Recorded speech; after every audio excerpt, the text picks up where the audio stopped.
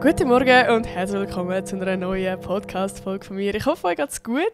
Mir geht's eigentlich gerade mega gut. Irgendwie, ich weiß nicht, ich bin das erste Mal endlich so ein bisschen freier. Also ich glaube, die letzten 12 Podcast-Folgen habe ich ja wirklich immer voll gelabert, wie fest mein Leben gerade stressig ist, was auch war. Und ich habe jetzt gestern alle meine Abgaben eigentlich so ein bisschen erledigt. Klar, es gibt immer noch so ein paar Sachen zwischendurch, aber ich habe jetzt gestern mein Social-Video also erledigt und abgegeben, das, was ich Italienisch lerne für eine Woche. Das kommt übrigens am Sonntag online. Also wenn die Podcast-Folge online ist, dann ist das Video schon online auf meinem YouTube-Kanal. Könnt ihr gerne vorbeischauen, würde mich mega, mega freuen.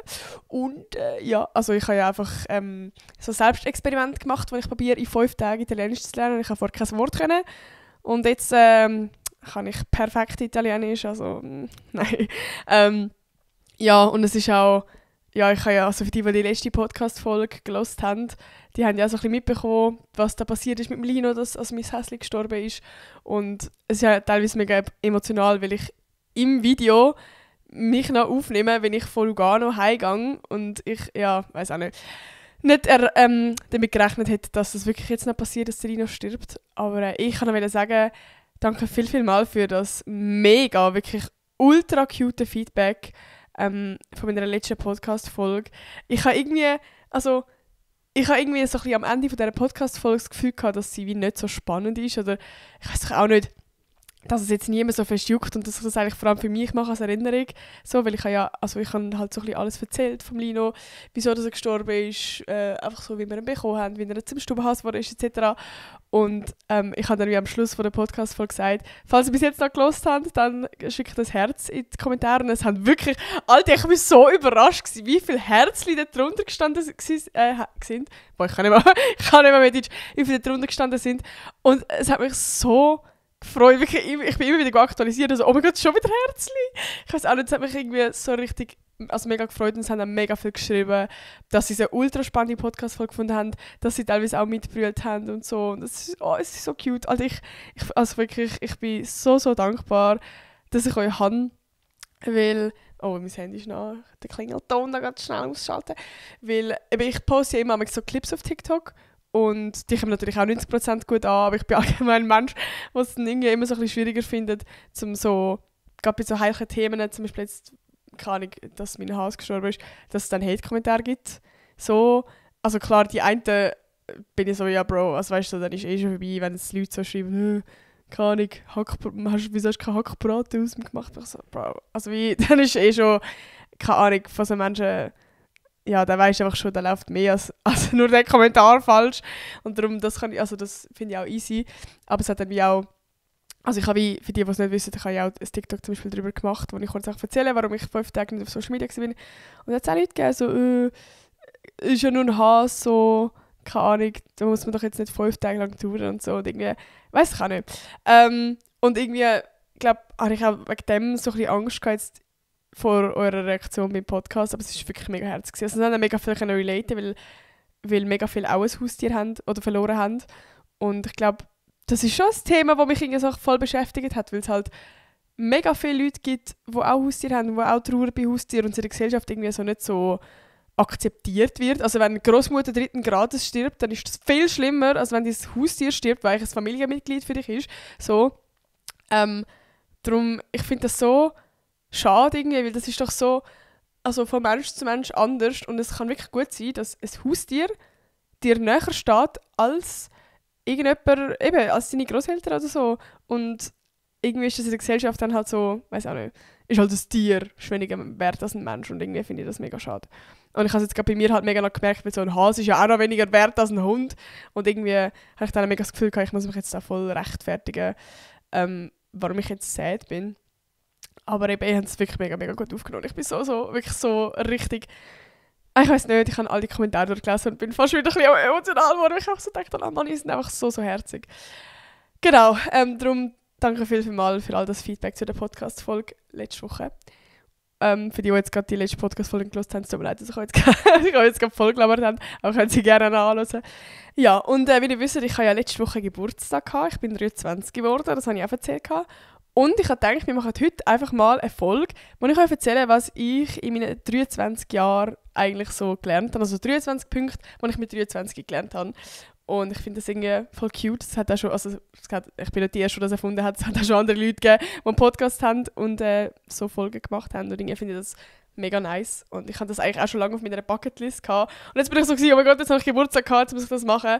Und darum habe ich jetzt mal wie so ein paar Punkte aufgeschrieben, also 23 Punkte, wo eben ich mit 23 gelernt habe, oder seit ich jetzt, ja, nicht seit ich auf der Welt bin, aber so die letzten 1-2 Jahre so für mich irgendwie so ein bisschen reflektiert habe und gelernt habe. Und wo ich irgendwie auch gerne meinem früheren Ich gesagt hätte, und ich glaube, es gibt noch sehr viele Leute da draussen, die vielleicht auch ein bisschen jünger sind als ich, wo das vielleicht gut tut, wenn sie es hören. Oder nur schon Leute, also ich finde es auch mega spannend, andere Podcast-Folgen zu hören, weil du einfach Punkte hörst, wo du vielleicht dir nie so viele Gedanken gemacht hast und du kannst ja wieder dann von anderen Erfahrungen lernen. Das finde ich mega geil. Ich habe übrigens immer noch keine der Husten, aber es ist schon viel, viel besser. Also, und ich bin immer noch nicht beim Arzt gewesen, ich habe noch keinen Termin. Ich muss jetzt echt mal all die scheiß Termine machen. Ich muss auch meine Spirale ersetzen. Ich muss mal endlich den Draht hinmachen, weil er immer noch kaputt ist von meiner Zahnspange. Und langsam habe ich das Gefühl, meine Zähne verschieben sich. Also es ist langsam alles dringend. Aber ey, ich fange jetzt auch mal an reden. Ich hätte einfach mega gerne, wenn euch so spontan Punkte fallen oder was so eure Lebensweisheit, was ihr bis jetzt gelernt habt, oder bleiben, könnt ihr gerne einen Kommentar schreiben. Ich fange einfach mal an, weil es sind recht viele Punkte. Ich glaube, es geht noch recht lang. Das heisst, wir jetzt einfach ein bisschen reinhasseln. Nein, ich mache jetzt nicht ultra Stress, aber auch so ein bisschen, jetzt nicht pro Punkt 4 Stunden reden. Okay. Ich fange an. Wow, es wird jetzt schon gefühlt emotional. Also, Leute, Freunde kann man sich aussuchen.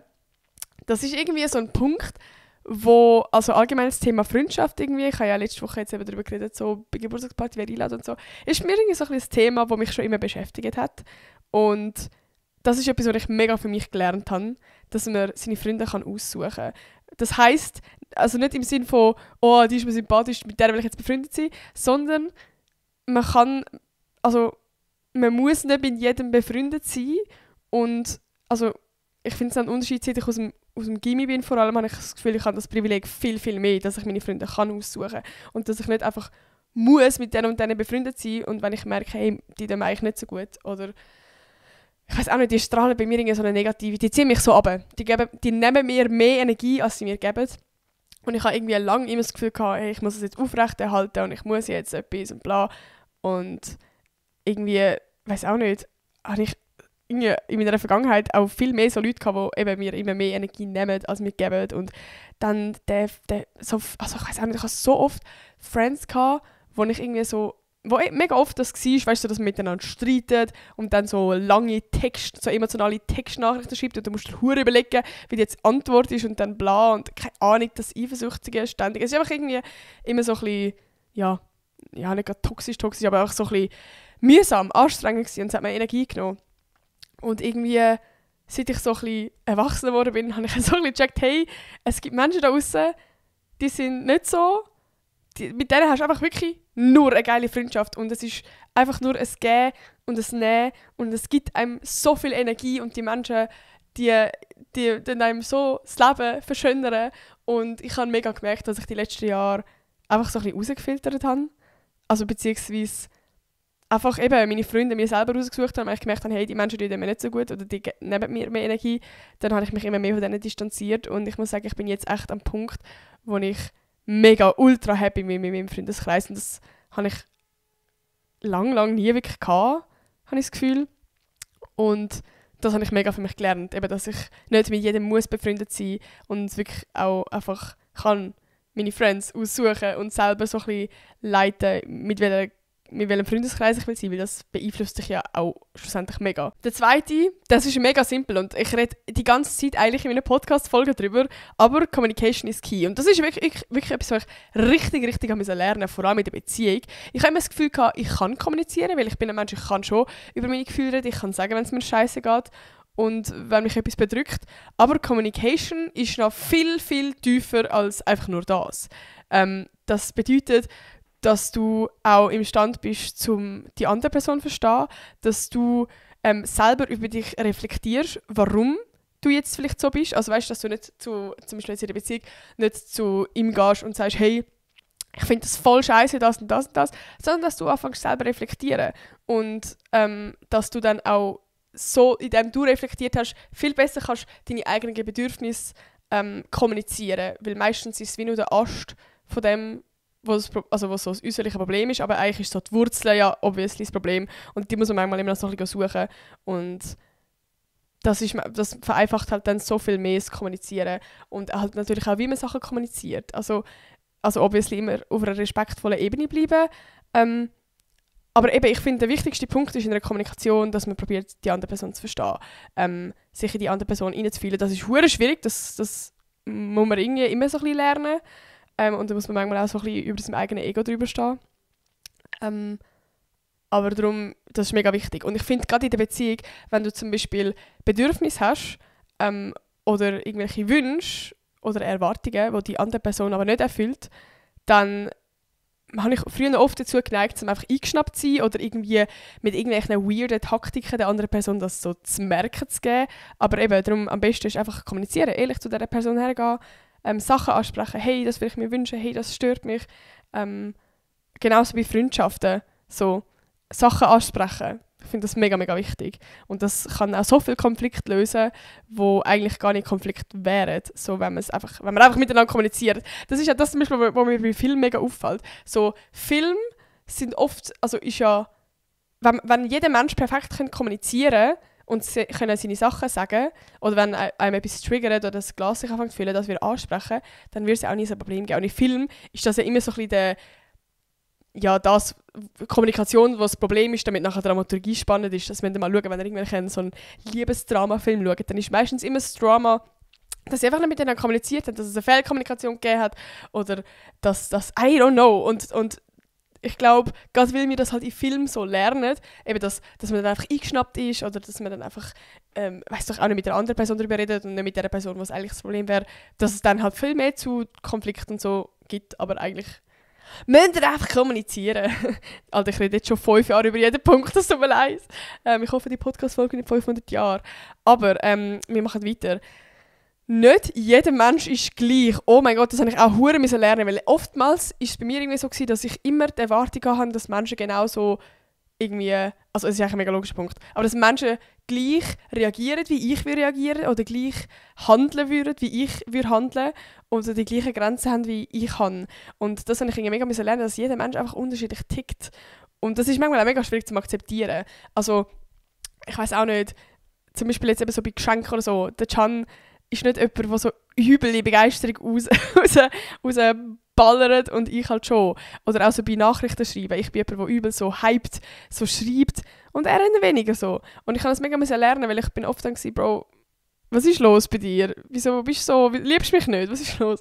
So. Und da ist einfach jeder so ein bisschen anders und genauso ist es bei Grenzen so.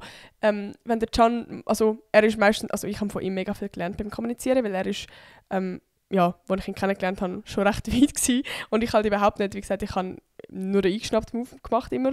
Und wenn er Sachen angesprochen hat, die ihn stören, dann bin ich oft so gewesen, aber das ist ja gar kein Problem. Weil ich auch selber für mich gedacht habe, aber mich stört das ja auch nicht. Wieso stört das dich jetzt? Oder wieso ist das jetzt für dich eine Grenze? Für mich ist es ja auch keine. Und das habe ich irgendwie mega checken, einfach so, wir sind nicht gleich. Das ist seine Grenze, das sind seine Wünsche und eben genauso auch seine Erwartung, also nicht Erwartung, aber so ein bisschen, Wünsche, die er von mir hat, dass ich sie so mache, wo vielleicht nicht unbedingt meine Wünsche auch von ihm sind, die ich von ihm erwarte. Macht das Sinn? Ja, genau. Das ist ein Punkt. Oh, jetzt kommen wir zu einem, der mir verdammt unangenehm ist, aber ich schwöre, ich habe das noch nie irgendwo angesprochen und ich habe das Gefühl, es ist auch in der Gesellschaft übel das Tabuthema. Übel. Darum, ich habe gerade richtig Angst, um das ansprechen. Aber Leute, Sex macht eine Beziehung nicht aus. Ich habe lange immer so ein bisschen mit mir selber mit dem Thema gestruggelt, bis ich mal angefangen habe zu reden mit meinen Kolleginnen. Und Bro, das ist ja eine riesen Bombe am Platz, weil mit jeder Kollegin, die ich rede, ist so, oh mein Gott, ich habe noch nie mit jemandem geredet und habe genau das gleiche Ding gehabt. Und zwar einfach eben, dass das mega viel, oder dass es in der Gesellschaft mega das Ding ist, wenn man irgendwie, keine Ahnung, nicht so und so oft sagt, dass eine Beziehung scheiße läuft. Bro, also eigentlich, rein theoretisch, sollte eine Beziehung auch gut funktionieren, das ist jetzt meine Meinung, auch wenn man gar keinen Sex hat. So. Und Und das sollte wie nicht die Beziehung ausmachen. Also es ist scheißegal. Also wie, ich habe das Gefühl, jede in der Beziehung kommt irgendwann mal an den Punkt, so, früher oder später, wo man sich durch die Gesellschaft anfängt, einen Druck zu machen, oh mein Gott, wir haben jetzt so und so lange keinen Sex mehr gehabt, unsere Beziehung läuft scheiße, was ist falsch, weiss ich auch nicht. Aber es ist scheißegal. Es ist verdammt scheißegal. Es sieht übel nicht aus. Weil schlussendlich ist das Wichtigste, dass ihr in der Beziehung glücklich sind. Und wenn das alles gut funktioniert, dann sagt das rein gar nicht über eure Beziehung aus. Weil es kann ja, also es gibt ja nur schon mega viele andere Punkte.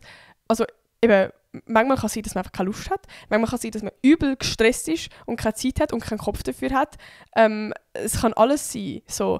Und ich finde, wichtig ist einfach, dass man gerade in der Beziehung miteinander so kommuniziert und dass es kein Problem ist. So. Aber eben schlussendlich habe ich immer so das Gefühl gehabt, das ist so ein Ding, wo nur ich kann, dass ich dann anfange so vergleichen und keine Ahnung, einen Stress bekomme, dass ich das Gefühl habe, irgendetwas läuft mit unserer Beziehung nicht so richtig, wenn wir mal weniger haben, weil mal anstatt mehr so.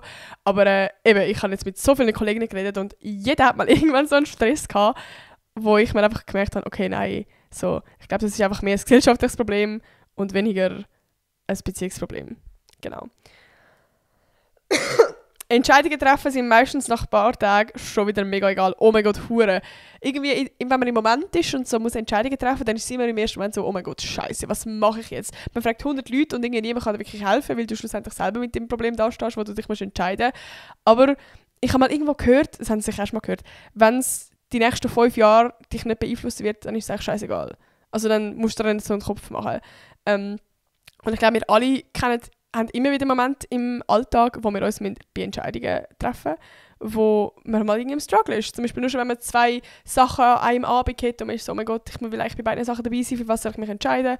So, schlussendlich ist es eigentlich scheißegal, für was du dich entscheidest, weil das Ziel ist, dass du eben zum Beispiel einen nice Abend hast und in spätestens 2 Wochen oder nur schon einer Woche ist es wieder scheißegal. Und ich merke das hure oft, dass ich immer so vor Entscheidungen stehe und in dem Moment ist es hure scheiße und im Nachhinein bin ich so, okay, es ist ja alles gut gelaufen. So, ich lebe wieder noch. Es hat nicht so fest mein Leben beeinflusst, dass es irgendwie, keine Ahnung, so. Zum Beispiel nur schon, ich habe letzte Woche, ich komme mit dem Thema Lino, bin ich auch mega in der Zeitspalte von scheiße, ich muss noch hure viel machen und, aber der Lino, wir müssen jetzt einschlafen und so.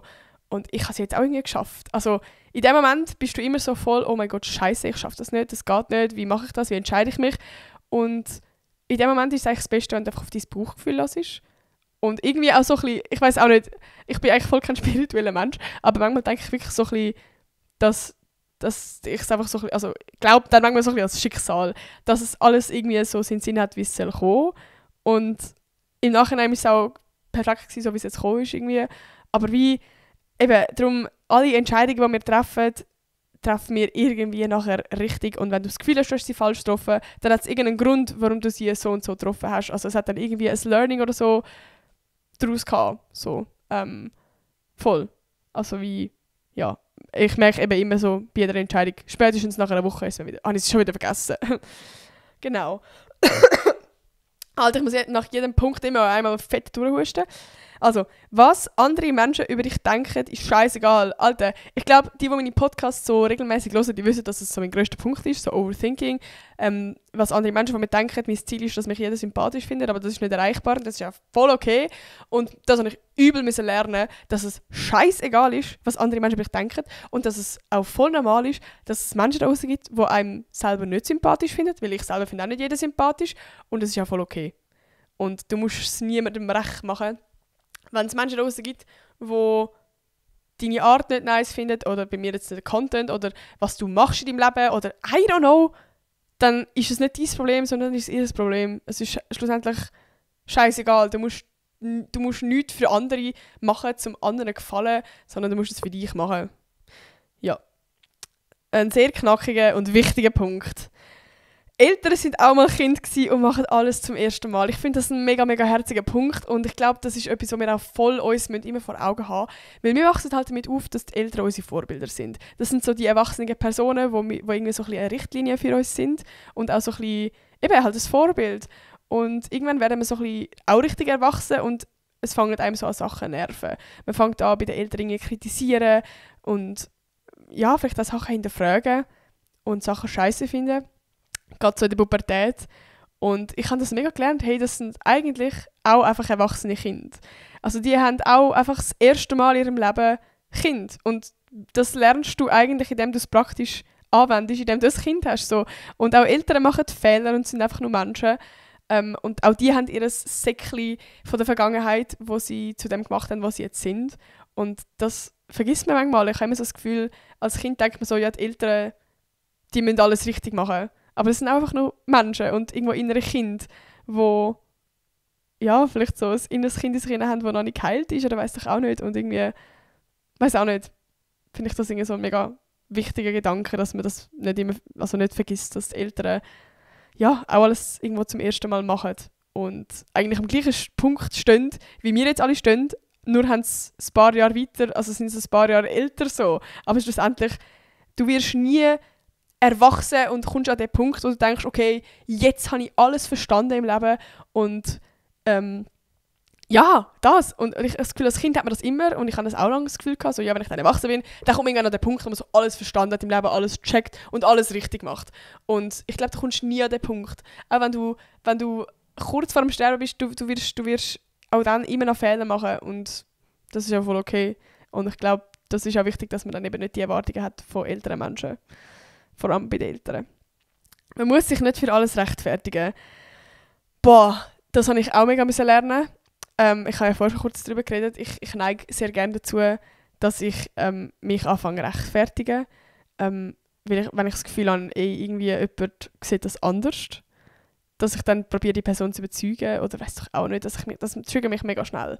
Und das habe ich mega lernen, dass ich mich nicht immer für alles rechtfertigen muss, dass es manchmal okay ist, wenn ich etwas anderes sehe oder wenn ich jemand anderer Meinung ist. So. Und auch wenn das in deinem Kopf vielleicht in dem Moment keinen Sinn macht, dann musst du die Person aber nicht eben überzeugen. So.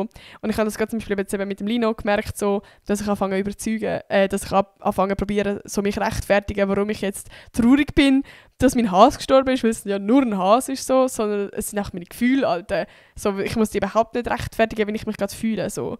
Wenn es Leute da draussen gibt, die ja, zu wenig Empathie für das haben oder selber eben das nicht nachvollziehen können, dann ist das so. Aber dann eben, ist ja eigentlich nicht unser Problem. So, genau. Und auch so beim Influencer ist kein Job und so, das ist mir auch übel, das Trigger, irgendein Ding, weil ich weiß auch nicht, ich fühle mich dann so schnell angegriffen und habe das Gefühl, ich muss mich jetzt selber rechtfertigen, um zu sagen, also weißt du, um irgendwie halt so ein bisschen mich rechtfertigen, dass ich nicht einfach nichts mache, so, weil das irgendwie eben mega oft so zu hören bekomme, hey, du machst ja gar nichts und verdienst Geld. Weiß auch nicht, da merke ich mega, dass ich mich rechtfertigen muss. Und dann sage ich mir einfach auch, nein, Alter, also das habe ich mega gelernt, einfach zu sagen, ja, also ist halt nicht so, aber fertig. So, ich muss gar nicht in die Tiefe jetzt mich anfangen rechtfertigen, ja, was machst du denn den ganzen Tag? Und ja, wie verdienst du denn dein Geld? Und findest du das okay? Und weiß auch nicht. Das habe ich mega lernen, dass ich einfach mal ein bisschen chillen kann. Ich muss nicht jeden überzeugen für irgendwelche Meinung, die ich selber habe. Einfach mal ein bisschen chillen. In der Beziehung zusammen sein ist eine Challenge, die man meistert. In der Beziehung zusammenziehen ist eine Challenge, die man meistert oder nicht. Ich bin ja mit dem Can im Oktober zusammengezogen und ich bin vorher habe die Hause gewohnt und irgendwie hatte ich immer so ein bisschen Angst gehabt.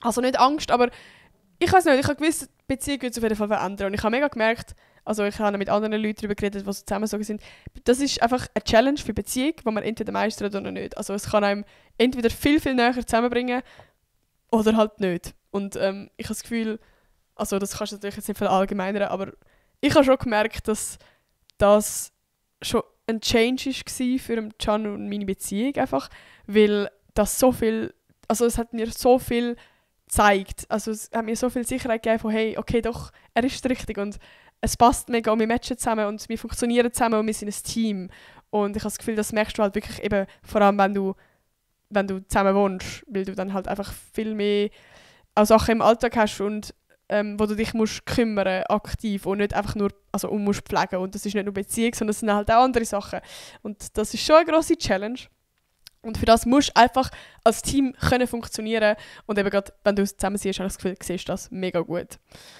Gut, erwachsen werden ist nicht so schlimm, wie man denkt. Ich habe immer das Gefühl gehabt, wenn man dann erwachsen ist, das hörst du ja mega viel von anderen. Gut, ich bin jetzt noch nicht komplett erwachsen, so. Ich bin 23, wie gesagt, aber ich bin schon nicht mehr Teenager. Und ich habe das Gefühl, es ist so mega schlimm. Auch so das Ausziehen und alles. Ich habe mir gedacht, das wird übel schlimm. Klar, wie gesagt, ich habe sicher noch ein paar Sachen vor mir, wo ich noch auf jeden Fall muss lernen und wo ich noch Erfahrungen machen zum Thema Erwachsensein. Aber jetzt gerade zum Beispiel bei dem Punkt Ausziehen, habe ich gedacht, wird ultra schlimm. Also ich hatte ja auch mega Plan gehabt, dass ich dann mit dem Can zwar zusammenziehe, aber immer noch jedes Wochenende heimgehe und dann eigentlich 2 die heim habe. So ein bisschen wie ein Montreux. Und es ist auch wirklich komplett geworden, dass ich eigentlich wirklich komplett ausgezogen bin. Klar, und ich habe eben mein ganzes Zeug von meinem Zimmer habe ich eigentlich noch die Heime und habe mit dem Can jetzt einfach eine zweite Wohnung aufgebaut und das war eigentlich mega unnötig gewesen. Und ich habe auch eben von mir selber, weil ich allgemein ein emotionaler Mensch bin, voll gedacht, dass ich jetzt wirklich dass mir das mega schwer wird fallen, auszuziehen. Und ich bin wirklich so gewesen, hey, nein, ich freue mich mega, ist mega geil. Und ich habe wirklich keinen einzigen Moment gehabt, wo ich irgendwie so sad war. Also gar nicht gegen meine Family oder so, sondern irgendwie einfach, weil es irgendwie in der Gesellschaft auch so eine riesige mega Glocke gehängt wird und nachher ist es plötzlich so, Also klar gibt es Veränderungen, man ist jetzt beim Haushalt oder man ist jetzt beim Sachen selber zahlen, es ist alles viel teurer, man muss für sich selber sorgen, kochen, einkaufen, bla. Aber irgendwie, ich glaube, ich hatte auch mega hohen Pressure gehabt. Ich habe wirklich das Gefühl gehabt, das wird jetzt ultra krank schlimm. Und durch das empfinde ich es als nicht so schlimm, wie ich gedacht habe. Aber allgemein eben so das Thema Erwachsensein, das ist wie nicht von heute auf morgen, wo man so komplett ins kalte Wasser gerührt wird, sondern mit jedem Tag kommt ja irgendetwas mehr dazu, wo du lernst. Und du musst halt irgendwie, ja, das passiert automatisch. Durch das, dass du erwachsen wirst und bist, ja, lernst du es auch, indem du es halt bist einfach. Also, nein, aber das ist wie nicht etwas, was du von heute auf morgen einfach bist und dann alles zusammen auf einmal musst lernen, sondern es ist gerade über mehrere Jahre. Und ich glaube, ich habe mir das einfach mal jemand gesagt, hätte ich vielleicht ein bisschen mehr chillen können, weil ich habe mega Angst gehabt, um so erwachsen zu werden. Irgendwie, ja. Sich einfach mal getrauen, um auf Leute zuzugehen. Oh mein Gott, ich habe mega Angst vor dem gehabt, weil ich auch irgendwie mega Angst hatte, zum Ablehnung zu bekommen. Also gerade zum Beispiel Thema, mal einfach jemanden fragen, hey, wollen wir etwas machen?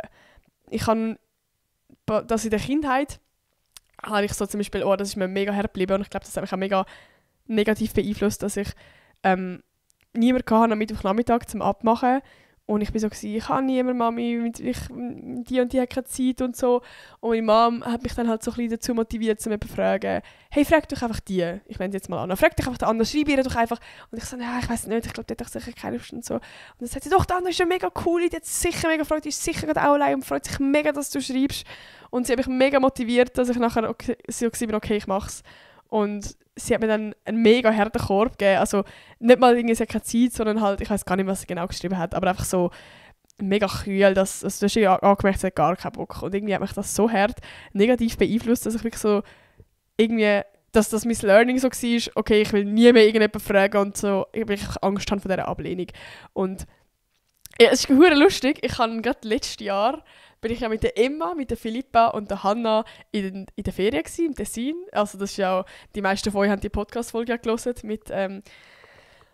mit dem Girls Talk und das war so lustig gewesen. Ich habe mir schon so lange überlegt, hey, es wäre voll geil, mit diesen 3 mal in die Ferien gehen, ins Tessin zum Beispiel. Und ich habe das immer gedacht, ich habe wirklich ein Jahr lang hatte ich die Idee gehabt und ich habe mich nie gedacht, weil ich so Angst hatte, dass die mich eigentlich nicht cool finden oder dass die, also sind zum Beispiel eben auch mal das 3. vorher irgendwo in der Skiferie gewesen. Und ich habe gedacht, okay, die haben safe schon irgendetwas geplant, das 3. Und ich frage so und dann haben so das Gefühl, sie müssen mich jetzt einladen, dann habe ich keine Lust auf mich. Ich habe ihn so hart overthinkt, wirklich. Und habe das auch alles mit dem Can beredet und gesagt, oh mein Gott, soll ich dich jetzt fragen oder ist das weird? Und ich mache es doch nicht. Und ich bin nachher so überzeugt, dass ich es gleich nicht mache, weil ich so Angst hatte. Und der Can war wirklich so, Bro, du machst jetzt einfach, du kannst verdammt nichts verlieren. Du fragst jetzt einfach, wenn du einen Korb bekommst, dann ist es einfach so. Also wie, dein Leben hängt nicht von dem ab. So. Und er hat mich dann wirklich überzeugen. Und es ist so lustig, sie haben es so herzig, weil ich habe nachher alle 3 so gleichzeitig angeschrieben. Und ich sehe dann so, Emma schreibt. Und so, oh mein Gott, Emma schreibt auch. Also ich war so richtig nervös gewesen. Und wirklich alle 3 herzig. Wirklich so, oh mein Gott, wie cool, mega lieb, dass du mich fragst. So, ich freue mich voll, ich habe das auch, also weiß auch nicht, einfach so mega herzig, wirklich so. Und das war für mich ein hure Learning gewesen.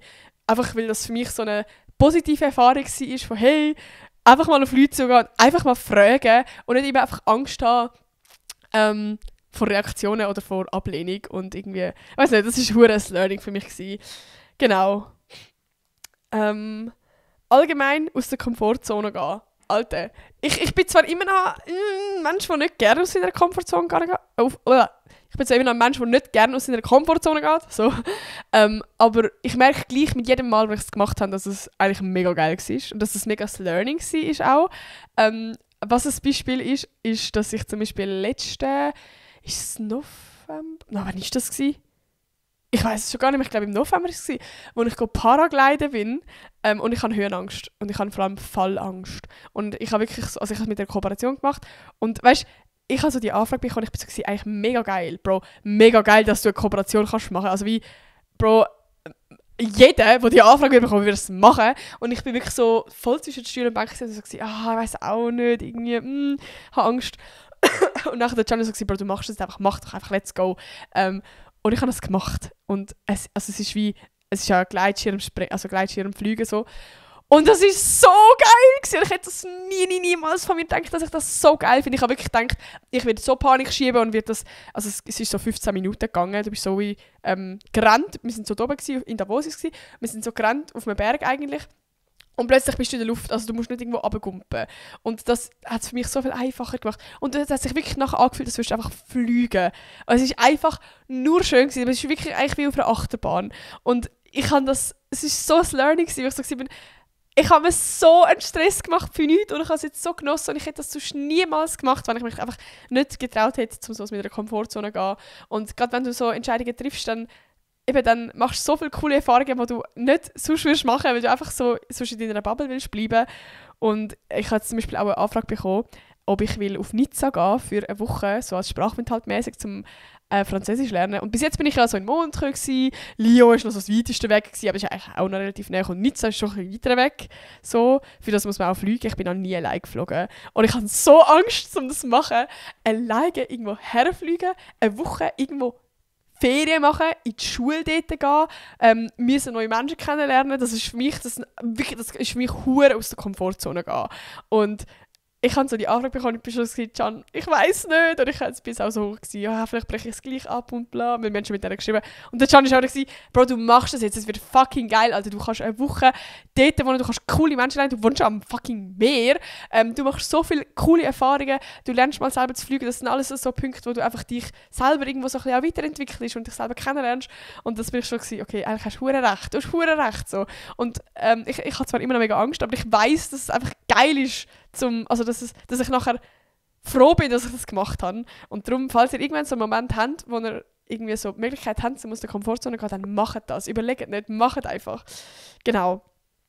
Wo bin ich jetzt gewesen? Da.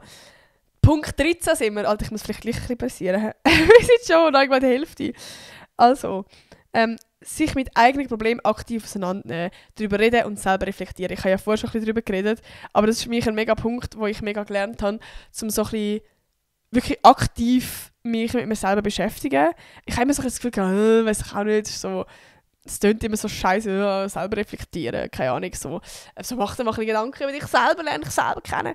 Aber es hat wirklich hure etwas. Also, wenn man mal irgendwie selber genervt ist oder selber, ja, ich merke zum Beispiel mega, dass gerade durch den Podcast ich mega mich selber kennengelernt habe, ultra übel über mich selber reflektiert habe, weil ich habe so ein bisschen angefangen zu bemerken, zum Beispiel gerade das mit sich selber ausschliessen und so, dass ich wirklich angefangen habe, aktiv mich damit beschäftigen, hey, wieso habe ich das Gefühl eigentlich?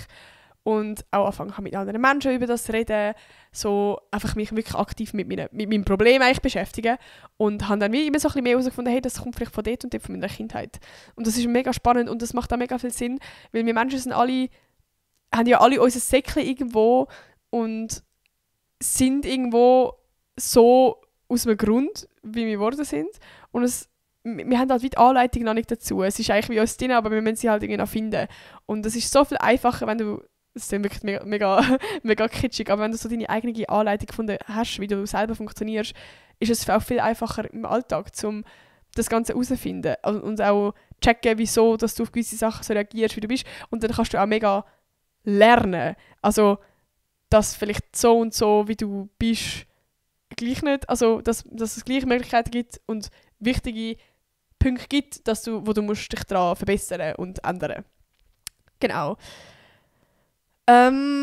Sachen sofort erledigen. Nicht denken, ja, das mache ich noch. Oh mein Gott, ich bin Spezialist in diesem Punkt und ich hasse es. Es ist so eine Eigenschaft von mir, die ich gar nicht gerne habe. Aber ich bin auch voll nicht an dem Punkt, dass ich das jetzt so mega gelernt habe und jetzt mega mache. Aber ich habe es mal gecheckt, dass es so eigentlich gut ist. Weißt du, was ich meine? So. Und ich muss es immer wieder so sagen. Also ich habe jetzt zum Beispiel, ein mega gutes Beispiel, ich bin jetzt daheim, der Can ist ja jetzt eben wie soll ich das sagen, er ist auf Reise von Barcelona nach Berlin und Mittwoch kommt er heim, jetzt ist gerade bei mir Samstag. Und ich hatte zum Beispiel vorgestern Abend, also ich hatte da alles so ein bisschen Puff gehabt, meine Kleider sind nicht mehr gelegen, ich habe da gegessen und ich bin mega so gewesen, boah, ich bin jetzt gerade übel müde, ich mache das einfach morgen, wenn ich vom Arbeiten heimkomme. Und dann ist so ein Blitzgedanke gekommen von Bro, nein, du machst das einfach jetzt. Wie stolz bist du auf dich und wie geil ist das Gefühl, wenn du das jetzt gemacht hast, wenn du morgen vom Arbeiten heimkommst, es ist einfach schön aufgeräumt. Und ich schwöre, es hat nicht mal eine halbe Stunde gebraucht und ich habe alles einfach so schnell erledigt und es hat sich so gut angefühlt. Wirklich, ich bin so richtig proud, einfach schnell durch meine Wohnung gelaufen, so, oh mein Gott, das ist alles so schön und clean. Und ich bin dann nachher so heimgekommen vom Arbeiten und ich war wirklich so gewesen, oh mein Gott, Alter, zum Glück muss ich jetzt die ganze Scheiße nicht noch aufräumen, weil es ist noch viel mehr Pain. Darum einfach Sachen sofort machen. Ich habe auch ein mega gutes Beispiel. Ich habe mich als Wochenaufenthalt anmelden hier in Zürich. Und ich habe es mega lange nicht gemacht. Wirklich lang. Ich habe es rausgeschoben. Und auf einmal kommt so ein Bus 150 Stutz zahlen. Und ich habe einfach so gedacht, so fucking dumm. Ich hätte einfach das sofort machen können. Wirklich, es ist nicht so eine Sache, zum schnell zu einem Anmeldedings gehen in Zürich, dich schnell anmelden. Das ist eine Sache von einer Stunde maximal und du hättest einfach deine 150 Stutz Buß nicht machen müssen. So, ja, keine Ahnung, also ich muss es noch auf jeden Fall lernen, aber ich finde es schon mal gut, dass ich das so selber reflektiert habe und immer mal wieder so an den Punkt komme von, nein, du machst es jetzt, weil ich habe mega oft den Gedanken, das mache ich dann und dann muss ich mir immer selber so schnell, nein, du machst es jetzt. Genau. Erwartungen zerstören. Moment, oh mein Gott. Ich bin allgemein ein Mensch, ich habe sehr viele Erwartungen. Also zum Beispiel, wenn ich jetzt mit Freunden etwas plane, dann male ich mir das immer schon aus, wie der Abend wird. Und ich habe dann immer in dem Sinne dann Erwartungen. Und wenn es nicht so ist, dann bin ich enttäuscht. Oder auch beim Can habe ich am Anfang von unserer Beziehung so viele Erwartungen gehabt. Also bei jedem Valentinstag, bei jedem kleinsten Ding, also nur schon, wenn wir auf der Couch gehockt sind und wir einen Film geschaut haben und sie sich küssen, dann habe ich das Gefühl, also habe ich die Erwartung gehabt, jetzt muss er mich auch küssen. So, und da habe ich so hart lernen, einfach mal meine Erwartung abschrauben, weil das zerstört mich so hart Moment. Ich kann euch auch ein mega gutes Beispiel geben, gerade jetzt Valentinstag. Wir waren ja in Paris, der Can und ich, und es war eben so Valentinstag und du siehst halt die ganze Zeit Frauen mit Rosen überall. Und ich habe logischerweise die Erwartungshaltung so ein bisschen gehabt, dass mir eine Rose schenkt. Was eigentlich mega dumm ist, weil wenn er mir eine schenkt, ist es mega cute. Wenn er mir keine schenkt, dann ist es auch nicht vorbei. Bro, wir sind in fucking Paris und wir haben eine mega geile Zeit, es ist mega schön. So.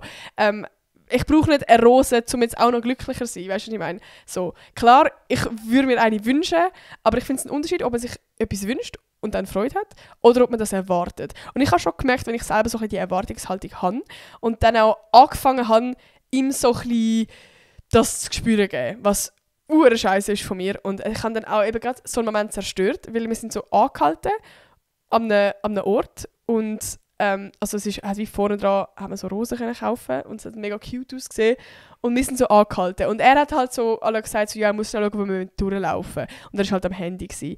Und ich habe dann irgendeine so eine weirde Bemerkung gemacht, da vorne hat es auch einen Rosenstand im Fall, so so etwas und er ist einfach basically am Schauen gewesen, ob er halt genug Geld auf der Karte hat, damit es nachher weird ist, wenn er mir eine Rose kauft und die Karte nicht funktioniert. Und er hat wie schon vorgehabt, mir eine scheiß Rose zu kaufen. Und dass er sich so einen blöden Satz gesagt hat, hat so harte Moment zerstört, weil ich mir einfach denke, Bro, schieb doch deine scheiß Erwartung einfach ab und geniesse einfach, also nimm den Moment so, wie es kommt. Auch eben gerade so, zum Beispiel jetzt meinen Geburtstag, habe ich auch letzte Podcast-Folge erzählt, dass ich das Jahr so hart wenig Erwartungen an meinen Geburtstag hatte, dass es so nice wurde. Und ich glaube, hätte ich so Erwartungen gehabt, dass es jetzt ein mega cooler Abend wird, dann wäre es vielleicht noch halb so cool gewesen, wie jetzt, wo ich keine Erwartungen hatte und das Gefühl hatte, ja, ich werde jetzt halt wieder ein Geburtstag, dass es dann halt ultra nice wurde und das habe ich mega lernen. genug Schlaf ist ein positiver Dominoeffekt für gefühlt alles. Also ich merke so, vor allem im Gymi, ich habe voll, wirklich zu wenig Schlaf gehabt. Und wenn ich jetzt zurückschaue, ist es auch, bin ich auch nicht so happy gewesen wie jetzt. Und ich merke halt übel, sobald ich genug Schlaf habe, dann ist mein Tag so viel besser. Weil dann kann ich auch viel mehr aufnehmen, dann bin ich weniger gestresst, dann kann ich schneller arbeiten, dann funktioniere ich besser, dann vergesse ich weniger Sachen. Es ist so ein riesen Dominoeffekt auf alles. Und ich bin dann auch viel besser gelaunt, wenn ich gut genug Schlaf habe und so. Und das ist einfach wirklich ein Dominoeffekt für alles. So, darum bin ich echt so, das darf man nicht unterschätzen, dass, wie wichtig Schlaf ist und wie viel Einfluss das auf deinen Alltag hat, for real, Alter. Es ist okay, wenn man in einem Prozess ist und noch nicht am Ziel. Das habe ich eben auch schon vorher gesagt, so, dass ich bei allen Punkten, die ich jetzt aufzähle, nicht so euch sage, das habe ich jetzt gelernt und ich bin jetzt an einem Punkt, wo ich alle Sachen perfekt kann, sondern das sind Sachen, die ich wie gemerkt habe, die ich gecheckt habe und die ich probiere zu umsetzen. Und eben gerade zum Beispiel auch beim Thema ausgeschlossen sein. Ich habe jetzt nicht so selber reflektiert, ich merke, dass ich ein Problem habe, dass ich mich selber ausschliesse in Gruppen, obwohl ich gar nicht ausgeschlossen werde. Und jetzt, wo ich das gemerkt habe, ist es nicht mehr so, sondern ich habe mir gemerkt und akzeptiert, hey, ich habe das jetzt über mich herausgefunden und das ist voll okay, dass ich jetzt an dem Moment bin. Und es ist ja ein mega langer Prozess, dass ich an dem Ziel bin, bis ich das komplett überwunden habe, dass ich das Problem nicht mehr habe. Vielleicht wird es nie den Punkt geben, wenn ich das überwunden habe. So, und es ist voll okay, dass ich so bin. Und dass ich finde es gut, dass ich das so wahrgenommen habe und reflektiert habe. Aber es ist nicht falsch, dass ich jetzt so bin und dass ich das jetzt nicht auf sofort ändern kann. Genau. Alle Menschen machen Fehler und Fehler sind wichtig. Man lernt ja auch daraus. Es ist so logisch und das haben alle schon 100-mal gehört, aber es ist wirklich so. Ich vergesse immer, jeder Mensch macht Fehler und jeder. Und ich tue mich selber auch so fest verurteilen, wenn ich irgendwelche Fehler mache. Gerade so im Alltag. Also ich habe so oft Momente, wo ich irgendwie etwas rauslasse, wo ich mir nachher denke, oh mein Gott, was habe ich da gerade rausgelassen? So, das ist jetzt sicher voll falsch übergekommen. Und ich denke es mir aber auch bei anderen Menschen so, oh, das, was ich jetzt gesagt habe, ist gerade ein bisschen weird gewesen. Aber dann denke ich mir wiederum, eben, ich mache es selber auch. Wir machen alle Fehler, wir sagen alle manchmal vielleicht Sachen, wir treten die Fettnäpfchen, wir verletzen die Menschen unabsichtlich und das ist okay. Jeder Mensch macht Fehler und wir sind alle nicht perfekt. Das Wichtige ist einfach, dass man aus diesen Fehlern lernt und am besten nicht nochmal das macht. Genau. Simpel. Kritik nur von Leuten annehmen, die ihr auch nach Rat fragen. Das haben ihr sicher auch schon gehört. Aber das ist wirklich etwas, wo ich mega lernen musste. Ich habe ja schon mal eine ganze Podcast-Folge zum Thema Kritik und so gemacht, weil ich gemerkt habe, dass es mir mega schwer fällt, so mit Kritik umzugehen, weil ich das mega oft schnell persönlich genommen habe und gar nicht wirklich auch annehmen konnte. Und ich habe auch mega gemerkt, hey, Kritik muss man auch nicht von jedem annehmen.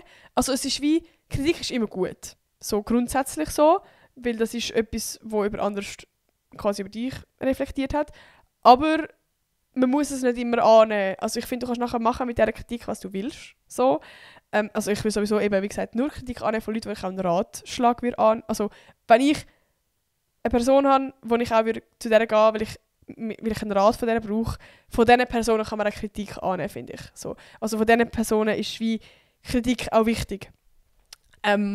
Und ja, ich weiß auch nicht, ich habe gerade zum Beispiel im Studium auch mega gemerkt, wenn es irgendwelche Lehrpersonen gibt, wo die und die Kritik bei meinem Video geben, dann ist das eine Meinung von ihnen. Und das heisst nicht, dass ich jetzt mega auf dem beharren muss und dass ich jetzt genau das muss so umsetzen und eigentlich selber das gar nicht geil finde, sondern das sind alles Denkanstöße von anderen Menschen, wo man kann annehmen und wo man kann darüber nachdenken kann. Aber das heisst nicht, dass man jetzt das in dem Sinn muss annehmen. Also, dass man das nicht muss umsetzen oder ändern. Genau. Voll. Man kann und darf auch mal Nein sagen. Ich bin ein Mensch, der sehr oft dazu neigt, dass ich das Gefühl habe, ich will mich mit niemandem irgendwie so... Also ich hasse Konflikt.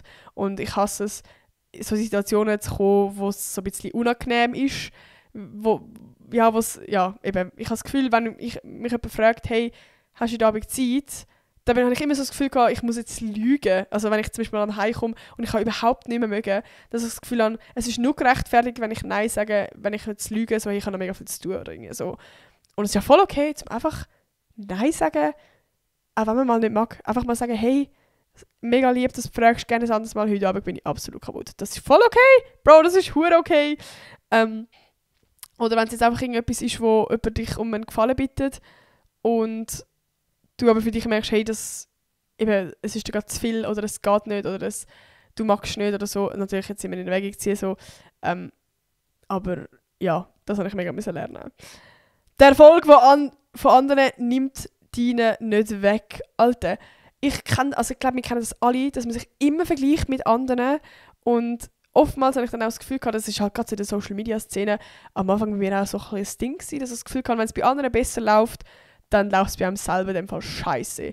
Und das ist so dumm, dass man sich vergleicht, weil wenn es bei anderen gut läuft, dann heisst es ja nicht, dass es bei dir scheiße läuft, sondern bei dir kann es auch gut laufen.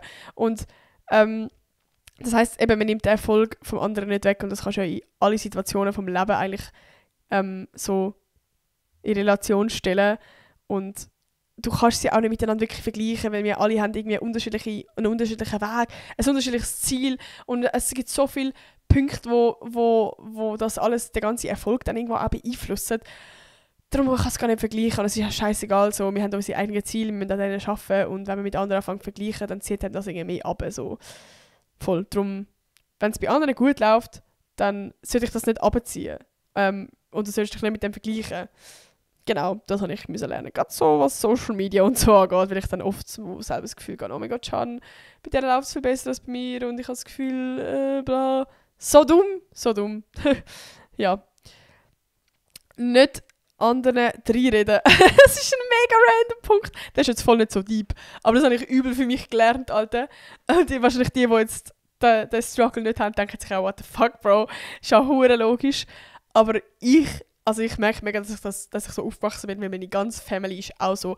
Wenn wir miteinander reden, wir reden so hart im Durcheinander, wir reden alle eigentlich drei und man muss auch mega kämpfen, um zu seinem Wort zu kommen und um seinen Punkt zu machen, was mega anstrengend ist. Aber ich habe es gar nicht anders gekannt. Und als ich mit dem Can zusammengekommen bin, war er mega oft gewesen, kannst du bitte nicht reinreden? Oder du hast mir jetzt gerade reingeredet, einfach schnell meinen Punkt fertig machen. Und ich habe das mega oft nicht gecheckt. Und das ist etwas, was ich mega aktiv muss mich darauf achten, wenn ich mit anderen Menschen rede, dass ich denen nicht reinrede. Weil oftmals, wenn die reden, habe ich das Gefühl, ich habe ihren Punkt schon verstanden und will dann reingrätschen. Und oftmals haben die aber ihren eigentlichen Punkt gar noch nicht gemacht. Oder es ist einfach irgendwo disrespectful, eigentlich einfach reinreden und immer so bei sich selber dann so, also selber reden. Ja, das muss ich hure auch so im Alltag voll mir selber sagen, Bro, jetzt hebst du aufs Maul. Und das finde ich auch mega schwierig. Gerade mit Kombination mit ADS ist ja ein Ding von, dass man so überhaupt nicht kann jetzt geduldig da abwarten, bis jemand etwas gesagt hat. Und gerade wenn es bei Menschen ist, die sehr tendenziell gern dazu neigen, zum lang und langsam reden, Bro, ich muss mich so konzentrieren. Aber das ist etwas, was ich mega gelernt habe, dass es nicht okay ist, dass ich einfach überall so random reinrede. Weil, wenn es jemand bei mir macht, ist es ja auch nicht geil. Es ist viel schöner und viel gesünder für die Kommunikation, wenn man die andere Person ausreden. Es ist ein schönes Ping-Pong hin und her. Klar, wenn man jetzt irgendwo gerade in einer hektischen so Gossip-mäßig zum Beispiel, dann merke ich auch, dass man dann so tak, aber es soll ja gleich noch, gerade wenn es zum Beispiel um Gefühl geht, dass man selber von seinen Gefühlen erzählt oder so, oder irgendwie, wenn man so, eben zum Beispiel in einem Streit ist, in einer Beziehung oder so, dass man die andere Person zulässt, so. Und dann lässt ihren Punkt machen. Genau, wir kommen schon zum letzten Punkt, der Punkt 23. Menschen sind nicht grundlegend böse. Etwas hat zu dem gemacht, was sie jetzt sind. Ich habe das Gefühl, das ist eine sehr gewagte Aussage. Ich weiß jetzt auch nicht, ob viele mit dem jetzt werden agreeen oder nicht. Aber ich bin voll der Überzeugung, also, wie soll ich anfangen? Ich habe lange mega dazu geneigt, dass wenn jemand etwas irgendwie so falsch gemacht hat, dass ich dann voll die Person irgendwie so schubladisiert habe von, okay, der Mensch ist toxisch oder der Mensch ist einfach nicht gut, so. Und ich habe mega gelernt, hey, nein, Bro, also, man muss nicht gerade, also, niemand ist von Grund auf legend schlecht. So, oftmals verletzen wir eben Menschen nicht extra oder es hat eine Fehlkommunikation gegeben oder keine Ahnung, so, und irgendwie, oder man handelt einfach dumm. So. Und es ist ja wichtig, diesen Menschen dann irgendwo wieder zu verzeihen. So. Klar, du kannst es nicht verallgemeinern. Es gibt auch wirklich Menschen, die einfach grundlegend sehr selbstsüchtig sind und weniger an andere denken. Aber auch dann, ich habe nicht das Gefühl, dass Menschen grundlegend böse sind, sondern dass sie irgendwo in ihrem Leben beeinflusst worden sind. Aus irgendeiner Erfahrung, die sie gemacht haben, vielleicht eben auch in der Kindheit oder so. Ich bin auch überzeugt, das ist jetzt eine hure gewagte Aussage, aber zum Beispiel jetzt nein, das ist eine gewagte Aussage, ich hoffe, cancel mich nicht für das, aber zum Beispiel auch ein Mörder. So, das ist grundsätzlich auch einfach ein Mensch, der irgendwie falsch abgebogen ist in seinem Leben, irgendwie also wie irgendwo in seiner Kindheit irgendeinen Komplex hat, warum er das Gefühl hat, er muss es eben umbringen. Zum Beispiel jetzt ein Machtproblem, dass er immer unterdrückt wurde von den Eltern oder whatever so. Es hat ja, also ich kann mir nicht vorstellen, dass Menschen grundlegend böse sind, sondern irgendetwas hat sie dazu bewegt, dass sie so sind.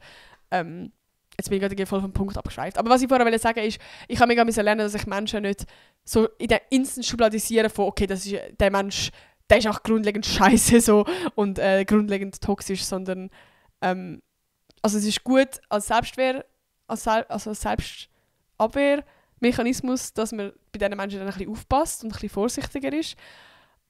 Aber ich habe mega gemerkt, eben, dass es oftmals, eben, dass man sich dann vielleicht gleich versöhnt und es dann besser ist dann je vorher oder so. Genau, ich hoffe, ihr habt meinen Punkt jetzt verstanden. Es war gerade ein bisschen Wirrwarr. Aber das sind alle Punkte. Ich hoffe, euch hat es gefallen. Und es war spannend. Irgendwie habe ich es auch spannend gefunden, um so ein bisschen selber. Also ich habe jetzt da jetzt nicht 3 Stunden überlegt, was ich jetzt mir voll sagen will, sondern ich habe jetzt einfach, was mir gerade alles einfach so spontan eingefallen ist, so angefetzt.